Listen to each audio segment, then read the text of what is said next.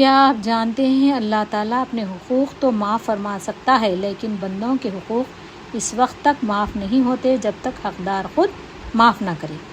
قیامت کے دن نماز، روزہ اور دیگر نیک اعمال کے باوجود کچھ لوگ مفلس قرار دیے جاتے ہیں، کیونکہ لوگوں کا دل دکھانا، غیبت کرنا، دھوکہ دینا اور دوسروں کا حق ماننا ایسے اعمال ہیں جن کا حساب بہت سخت ہوگا۔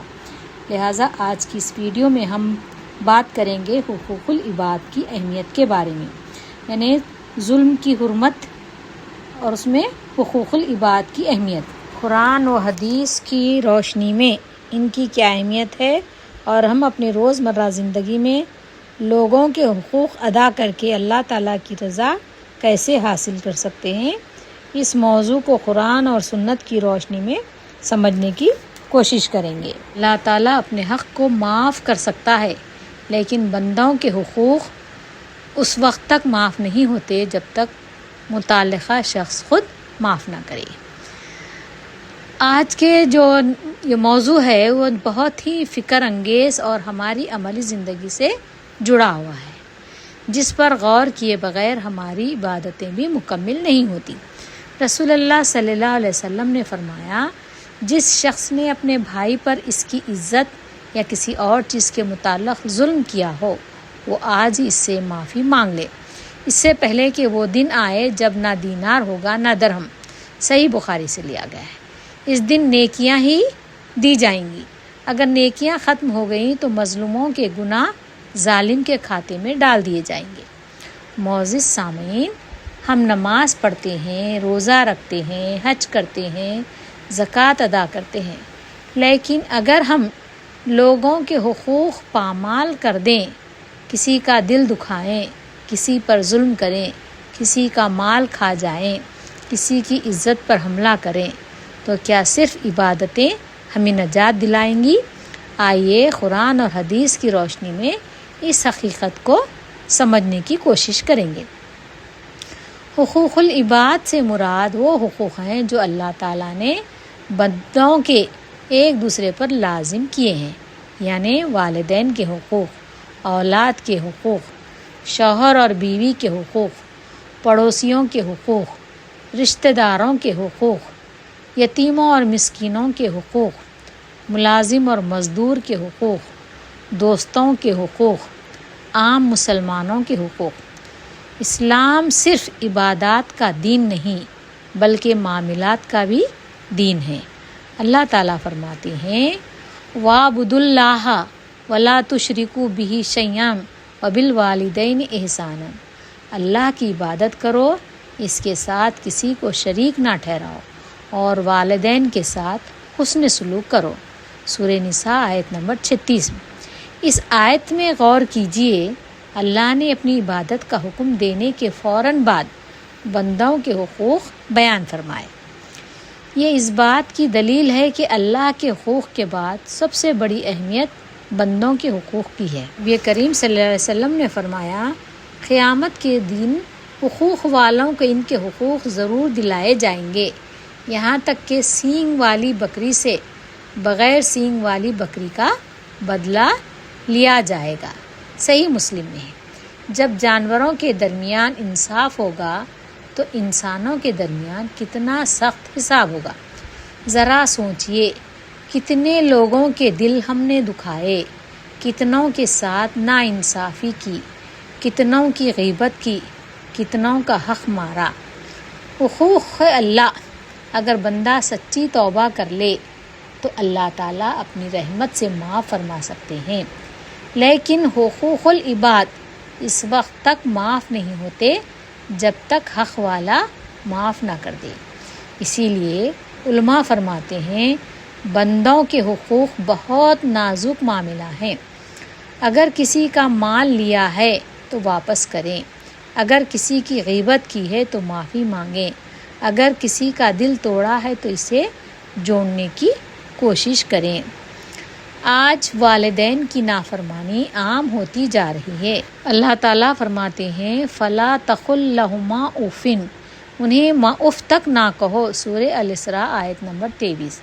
والدین کے ساتھ بدتمیزی، ان کی دل آزاری اور ان کے حقوق میں کوتاہی انسان کو اللہ کی ناراضی کا مستحق بنا دیتی ہے۔ نبی کریم نے فرمایا، جبرائیل علیہ السلام مجھے پڑوسی کے حقوق کے بارے میں اتنی تاکید کرتے رہے کہ مجھے گمان ہوا کہ شاید اسے وارث بنا دیا جائے گا۔ بخاری و مسلم میں ہے۔ آج ہم اپنے پڑوسیوں کے حالات سے بے خبر ہیں۔ اسلام ہمیں سکھاتا ہے کہ ان کا خیال رکھو، انہیں تکلیف نہ دو، خوشی اور غم میں شریک رہو۔ صلہ رحمی یعنی رشتہ داروں سے تعلق جوڑنا عظیم عبادت ہے۔ نبی کریم صلی اللہ علیہ وسلم نے فرمایا، جو شخص چاہتا ہے کہ اس کے رزق میں برکت ہو اور اس کی عمر میں اضافہ ہو تو وہ صلہ رحمی کرے۔ صحیح بخاری سے لیا گیا ہے۔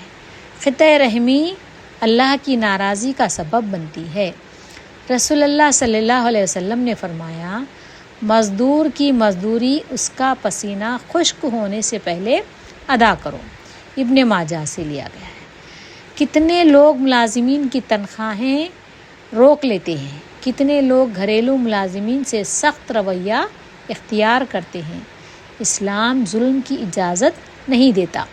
سورہ نساء آیت نمبر 30 میں ہے بیان کیا گیا ہے، جو کوئی ایسا کام ظلم اور زیادتی کے طور پر کرے گا ہم اسے آگ میں داخل کریں گے۔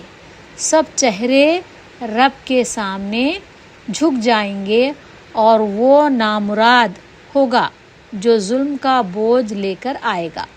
جو شخص جھوٹی قسم کے ذریعے کسی مسلمان کا حق کھا جائے گا، اللہ اس پر جنت حرام کر دے گا اور جہنم واجب کر دے گا، اگر چھوٹی ٹہنی کے برابر بھی کیوں نہ ہو، اور توبہ کیے بغیر مر جائے، ناحق کسی کا مال لے لے، ایسے لوگوں کو دوزخ واجب ہو جائے گی۔ اکثر لوگ سمجھتے ہیں کہ حقوق صرف مالی ہوتے ہیں، حالانکہ زبان کے ذریعے بھی حقوق پامال ہوتے ہیں۔ غیبت کرنا، بہتان لگانا، مذاق اڑانا، تحقیر کرنا، دل دکھانا، یہ سب حقوق العباد میں شامل ہیں۔ اللہ تعالیٰ فرماتے ہیں، وَلَا يَغْتَبْ بَعْضُكُمْ بَعْضًا، تم میں سے کوئی کسی کی غیبت نہ کرے۔ سورہ الحجرات آیت نمبر 12۔ سامعین اکرام، آج سے ہم چند عہد کریں۔ جس کا حق دبایا ہے واپس کریں، جسے تکلیف پہنچائی ہے معافی مانگیں، والدین کی خدمت کریں، رشتہ داروں سے تعلقات بحال کریں، پڑوسیوں کا خیال رکھیں، ملازمین اور کمزور لوگوں کے ساتھ نرمی کریں، اپنی زبان کی حفاظت کریں۔ حضرت عمر بن عبدالعزیز رحمۃ اللہ فرماتے تھے، مجھے اس بات کا خوف نہیں کہ میں اللہ کے حق میں کوتاہی کر بیٹھا ہوں، کیونکہ اللہ غفور الرحیم ہے، لیکن مجھے بندوں کے حقوق کا خوف ہے، کیونکہ بندے اپنا حق چھوڑنے پر آمادہ نہیں ہوتے۔ یہ احساس ہی انسان کو محتاط بنا دیتا ہے۔ نبی کریم صلی اللہ علیہ وسلم نے صحابہ سے پوچھا، تم جانتے ہو مفلس کون ہے؟ صحابہ نے عرض کیا، ہمارے نزدیک مفلس وہ ہے جس کے پاس مال نہ ہو۔ یہ حدیث ہمارے دلوں کو ہلا دینے کے لیے کافی ہے۔ محترم حاضرین مجلس، آج انتہائی اہم، فکر انگیز اور ہمارے اعمال کا محاسبہ کرنے والا موضوع ہے یہ۔ یعنی جب مفلس کا لفظ بولا جاتا ہے تو ہمارے ذہن میں فوراً ایک ایسے شخص کی تصویر آتی ہے جس کے پاس مال و دولت نہ ہو، جس کے گھر میں فاقہ ہو، جس کی جیب خالی ہو۔ لیکن رسول اللہ صلی اللہ علیہ وسلم نے ہمیں بتایا کہ اصل مفلس وہ نہیں جس کے پاس دنیا کا مال نہ ہو، بلکہ ایک اور قسم کا مفلس ہے جس کی تباہی کہیں زیادہ دردناک ہے۔ آئیے اس حقیقت کو حدیث مبارکہ کی روشنی میں سمجھتے ہیں۔ حضرت ابو ہریرہ روایت کرتے ہیں کہ رسول اللہ صلی اللہ علیہ وسلم نے فرمایا، کیا تم جانتے ہو کہ مفلس کون ہے؟ صحابہ کرام نے عرض کیا، یا رسول اللہ، ہمارے نزدیک مفلس وہ شخص ہے جس کے پاس نہ درہم ہو نہ سامان۔ آپ صلی اللہ علیہ وسلم نے فرمایا، میری امت کا مفلس وہ شخص ہے جو قیامت کے دن نماز، روزہ اور زکوٰۃ لے کر آئے گا، لیکن اس نے کسی کو گالی دی ہوگی، کسی پر تہمت لگائی ہوگی، کسی کا مال کھایا ہوگا، کسی کا خون بہایا ہوگا اور کسی کو مارا ہوگا۔ پھر اس کی نیکیاں ان مظلوموں میں تقسیم کر دی جائیں گی۔ اگر نیکیاں ختم ہو جائیں اور مظلوموں کے حقوق باقی ہوں تو ان کے گناہ اس پر ڈال دیے جائیں گے، پھر اسے جہنم میں پھینک دیا جائے گا۔ صحیح مسلم سے لیا گیا ہے۔ کتنی خوفناک حقیقت ہے یہ، ذرا تصور کیجئے، ایک شخص پوری زندگی نمازیں پڑھتا رہا، رمضان کے روزے رکھتا رہا، صدقہ و خیرات کرتا رہا، حج بھی کیا، تہجد بھی پڑھی، مگر زبان کی حفاظت نہ کی، لوگوں کے حقوق پامال کیے، کسی کا دل دکھایا، کسی پر ظلم کیا، کسی کی عزت اچھالی، قیامت کے دن اس کی ساری عبادتیں دوسروں کے کھاتوں میں منتقل ہو جائیں گی۔ یہی اصل دیوالیہ پن ہے۔ دین اسلام دو عظیم حقوق کی تعلیم دیتا ہے۔ نمبر 1، حقوق اللہ، نماز، روزہ، زکوٰۃ، حج، ذکر و عبادات، اور نمبر 2 ہے حقوق العباد۔ تو حقوق العباد میں کون کون سی چیزیں آتی ہیں؟ دیکھیے آپ، والدین کے حقوق، بیوی بچوں کے حقوق، پڑوسیوں کے حقوق، رشتہ داروں کے حقوق، دوستوں کے حقوق، عام مسلمانوں کے حقوق۔ اللہ تعالیٰ اپنے حقوق معاف فرما سکتے ہیں اگر بندہ سچی توبہ کرے، لیکن بندوں کے حقوق اس وقت تک معاف نہیں ہوتے جب تک وہ بندہ خود معاف نہ کرے۔ اللہ تعالیٰ فرماتے ہیں، ان اللہ لا یحب الظالمین، بے شک اللہ ظالموں کو پسند نہیں کرتا۔ سورہ آل عمران 57 میں ایک اور مقام پر فرمایا، وَلَا تَحْسَبَنَّ اللَّهَ غَافِلًا عَمَّا يَعْمَلُ الظَّالِمُونَ، تم ہرگز یہ گمان نہ کرو کہ اللہ ظالموں کے اعمال سے بے خبر ہے۔ سورہ ابراہیم آیت نمبر 42۔ آج بہت سے لوگ عبادت گزار نظر آتے ہیں مگر غیبت کرتے ہیں، بہتان لگاتے ہیں، سوشل میڈیا پر کردار کشی کرتے ہیں، رشتہ داروں کی برائیاں بیان کرتے ہیں، دوسروں کی عزت کو کھیل سمجھتے ہیں۔ یاد رکھیں، ایک زبان انسان کو جنت میں بھی لے جا سکتی ہے اور جہنم میں بھی۔ رسول اللہ صلی اللہ علیہ وسلم نے فرمایا، جو شخص مجھے اپنی زبان اور شرمگاہ کی ضمانت دے دے، میں اسے جنت کی ضمانت دیتا ہوں۔ صحیح بخاری سے لیا گیا ہے۔ مالی حقوق میں کوتاہی، بعض لوگ قرض لے کر واپس نہیں کرتے، کسی کی تنخواہ روک لیتے ہیں، یتیموں کا مال کھا جاتے ہیں، وراثت میں بہنوں کا حصہ دبا لیتے ہیں، کاروبار میں دھوکہ دیتے ہیں۔ یہ سب ایسے اعمال ہیں جو انسان کو مفلس بنا دیتے ہیں۔ اللہ تعالیٰ فرماتے ہیں، یا ایھا الذین آمنوا لا تاکلوا اموالکم بینکم بالباطل، اے ایمان والو، آپس میں ایک دوسرے کا مال ناحق نہ کھاؤ۔ سورہ نساء آیت نمبر 29 میں لیا گیا۔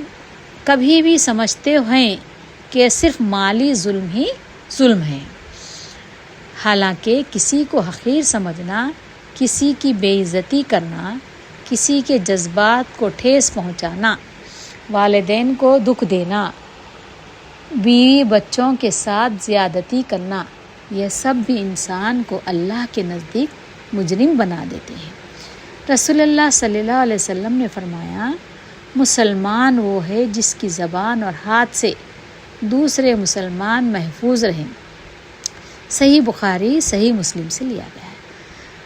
صحابہ کرام نیکیوں کے باوجود ڈرتے تھے کہ کہیں کسی کا حق ان کے ذمے نہ رہ جائے۔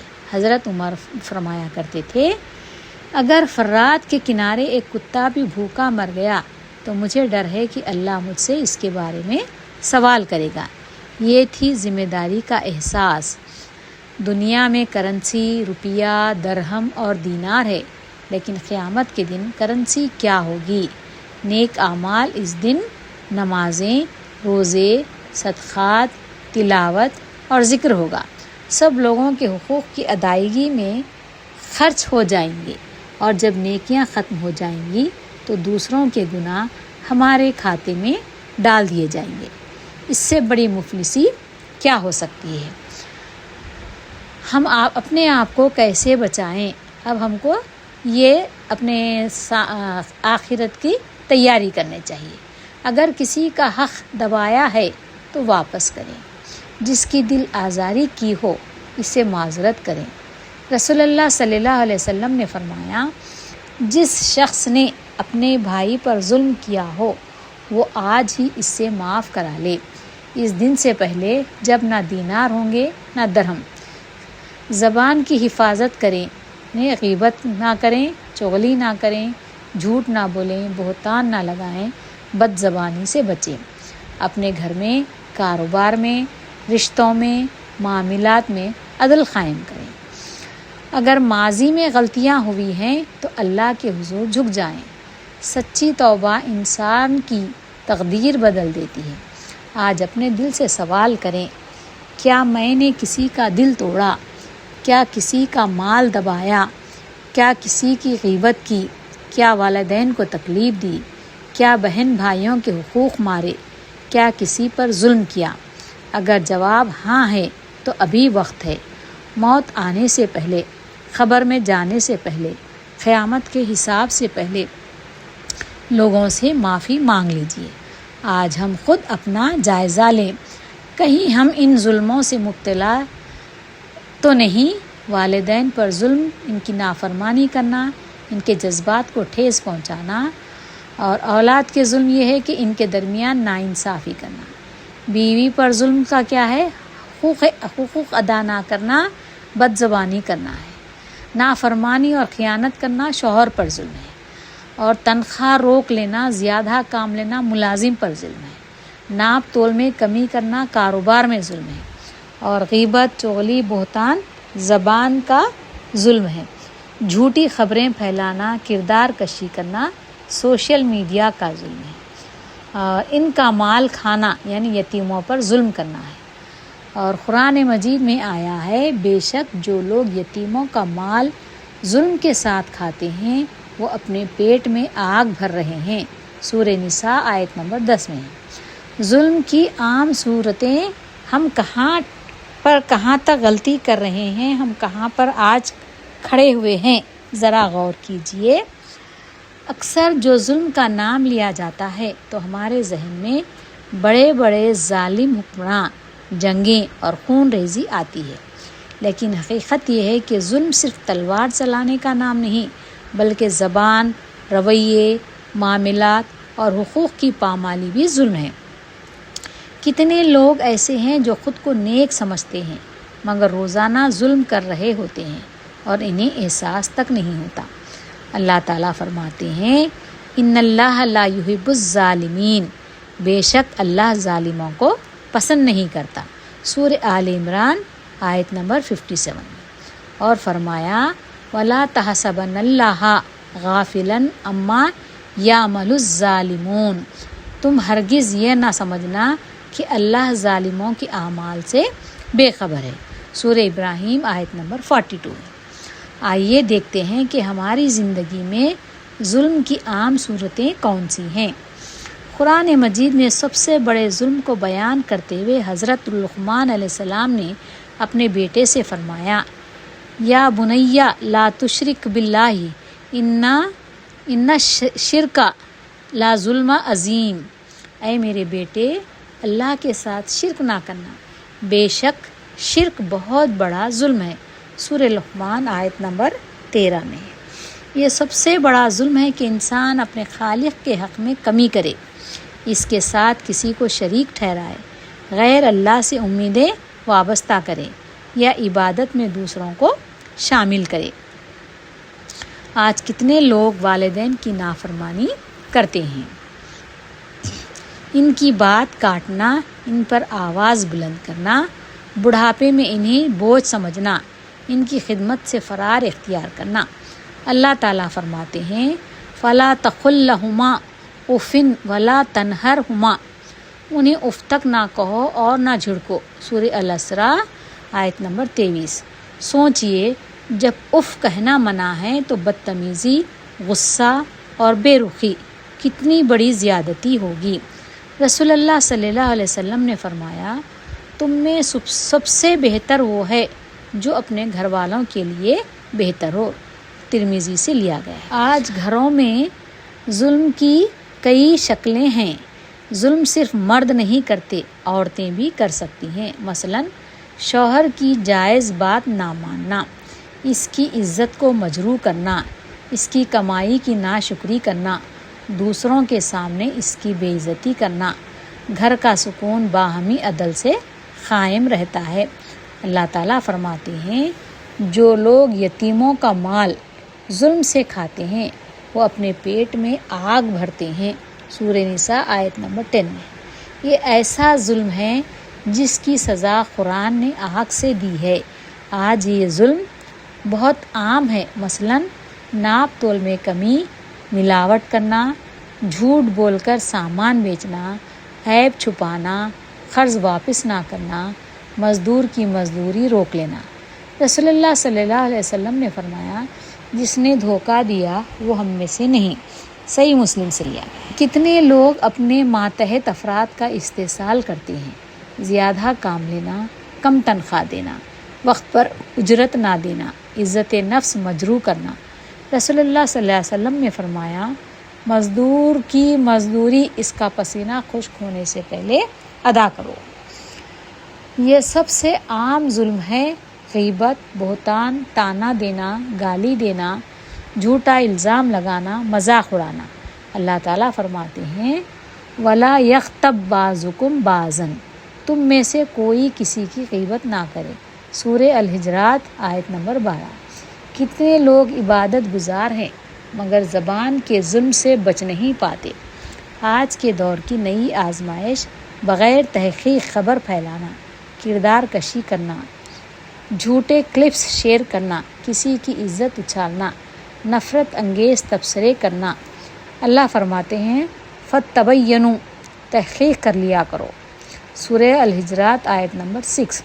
ایک شعر بھی قیامت کے دن سوال بن سکتا ہے۔ رسول اللہ صلی اللہ علیہ وسلم نے فرمایا اللہ کی قسم وہ مومن نہیں۔ صحابہ نے پوچھا کون؟ جس کا پڑوسی اس کی ایذا رسانی سے محفوظ نہ ہو۔ فرمایا بخاری شریف سے پڑوسی کو تکلیف دینا بھی ظلم ہے۔ ہمارے معاشرے میں یہ ظلم بہت عام ہے۔ بہنوں کو حصہ نہ دینا، یتیم بچوں کا حق مارنا، جائیداد ہڑپ کر لینا۔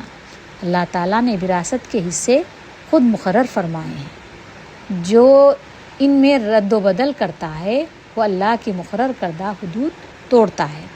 انسان خود پر بھی ظلم کرتا ہے۔ کیسے؟ جیسے دیکھیے گناہوں میں مبتلا ہو کر، نماز چھوڑ کر، حرام کمائی اختیار کر کے، اپنی آخرت تباہ کر کے۔ اللہ فرماتے ہیں وَمَا ظَلَمْنَهُمْ وَلَٰكِنْ كَانُوا أَنفُسَهُمْ يَظْلِمُونَ، ہم نے ان پر ظلم نہیں کیا بلکہ وہ خود اپنے اوپر ظلم کرتے تھے۔ سورہ النحل آیت نمبر 118۔ ہر معاملے میں عدل اختیار کریں، کسی کا حق نہ ماریں، معافی مانگنے میں دیر نہ کریں۔ اگر کسی کا مال یا حق لیا ہے تو واپس کریں۔ زبان کی حفاظت کریں۔ اللہ سے ظلم سے بچنے کی دعا کریں۔ روزانہ اپنا محاسبہ کریں۔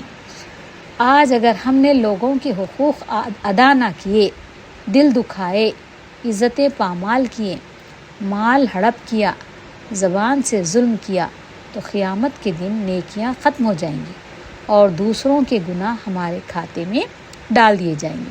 اس لیے آج ہی اپنے دل میں عہد کریں میں کسی پر ظلم نہیں کروں گا، اگر کسی کا حق مجھ پر ہے تو ادا کروں گا۔ اپنے گھر، کاروبار، زبان اور سوشل میڈیا کو ظلم سے پاک کرنے کی کوشش کروں گا۔ اس ویڈیو کو لائک کیجئے، شیئر کیجئے۔ اگر آپ ابھی تک سبسکرائب نہیں کیے تو سبسکرائب بھی کیجئے۔ اللہ حافظ۔